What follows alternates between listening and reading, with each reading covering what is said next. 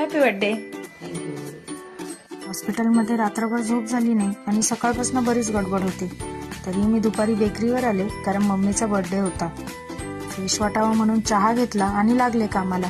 मम्मीला pineapple flavour cake खूप आवडतो आणि आयसिंग अजिबात आवडत नाही, त्यामुळे मी तिच्यासाठी पायनॅपल न्यूड केक बनवला आणि पेयोनीज वापरून तो डेकोरेट केलाय. सफाई झाल्यानंतर बेकरीतील काही कामं संपवली आणि आम्ही हॉस्पिटलला जायला निघालो. आज आमचा दुतोंड्या मारुती कमरेपर्यंत पाण्याखाली गेलाय, म्हणजेच पूर येण्याची शक्यता आहे. बाकीच्या शहरात पूर आल्यानंतर लोक घरात बसतात, आम्ही व्हिक्टोरिया पूल गाठतो. मम्मीला सरप्राईज देण्यासाठी कुहूने आणि स्वप्नीलने मम्मीसाठी फुलं विकत घेतली. बर्थडे सेलिब्रेशनसाठी दादा, दीदी, मामा, मावशी सगळेच जमले होते. मम्मीला तर केक बघूनच खूप आवडला आणि बाकी सगळ्यांनाही केक खूप आवडला. मम्मीला त्रास होऊ नये म्हणून मुलंही आज अगदी गुणबाळांसारखी बसली होती.